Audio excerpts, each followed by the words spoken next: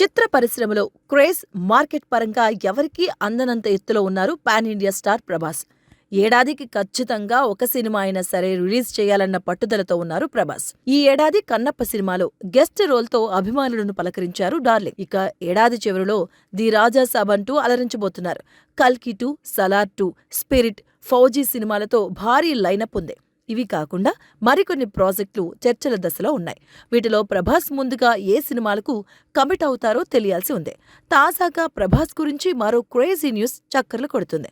కొరటాల శివతో ఓ cinema చేసేందుకు Prabhas green signal ఇచ్చినట్లుగా చిత్రసీమలో గాసిప్స్ వినిపిస్తున్నాయి.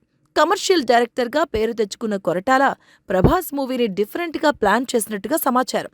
పౌరాణికాలు, దేవుళ్ల కాన్సెప్ట్తో వస్తున్న సినిమాలకు ఇప్పుడు బాగా డిమాండ్ ఉన్న నేపథ్యంలో అదే తరహాలో సినిమాలు చేసేందుకు దర్శక నిర్మాతలు ప్లాన్ చేస్తున్నారు. ఈ క్రమంలోనే కొరటాల శివ కూడా ప్రభాస్ కోసం మైథాలజీ వైపు అడుగులు వేస్తున్నారట. దీనిలో భాగంగా భారతీయుల ఇతిహాసం మహాభారతం బ్యాక్డ్రాప్లో ప్రభాస్తో సినిమా తెరకెక్కించాలని కొరటాల శివ ప్లాన్ చేస్తున్నారట. మహాభారతంలోని ప్రధాన పాత్రల్లో ఒకటైనటువంటి భీముడు పాత్రను ప్రభాస్ పోషిస్తారని ఫిలిం నగర్లో గుసగుసలు వినిపిస్తున్నాయి.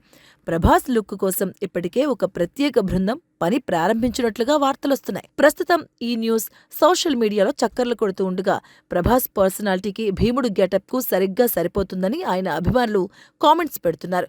ఇది నిజమైతే ఇప్పటికే ఆదిపురుషులో రాముడిగా, కల్కిలో కృష్ణుడిగా కనిపించి వసూళ్ల వర్షం కురిపించిన ప్రభాస్ కు మరో పౌరాణిక పాత్ర దొరికినట్లే.